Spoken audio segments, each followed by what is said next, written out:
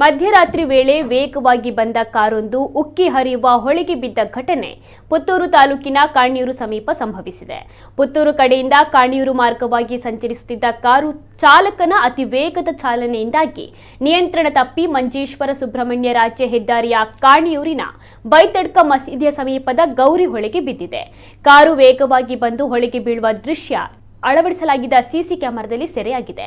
ಕಾರಿನ ಬೋನೆಟ್ನ ಒಂದು ಭಾಗ ಸಿಕ್ಕಿದ್ದು ಮಾರುತಿ 800 ಕಾರು ಎಂದು ಗುರುತಿಸಲಾಗಿದೆ. ಅಪಘಾತದ ವೇಗಕ್ಕೆ ಸೇತುವೆಯ ತಡೆಬೇಲಿಯ 3 ಕಂಬಗಳು ಜಖಂಗೊಂಡಿದೆ. ಘಟನೆ ನಡೆದ ಸುಮಾರು 100 ಮೀಟರ್ ದೂರದಲ್ಲಿ ಹೊಳೆಯಲ್ಲಿ ಕಾರು ಪತ್ತೆಯಾಗಿದೆ.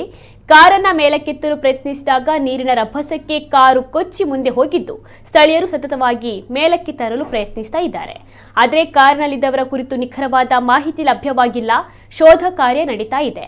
ಬೆಳ್ಳಾರೆ ಪೊಲೀಸ್ ಠಾಣಾಧಿಕಾರಿ ರುಕ್ಮಾ ನಾಯಕ್ ನೇತೃತ್ವದಲ್ಲಿ ಪೊಲೀಸರು ಸ್ಥಳಕ್ಕೆ ಆಗಮಿಸಿ ಪರಿಶೀಲನೆಯನ್ನು ನಡೆಸ್ತಾ ಇದ್ದಾರೆ.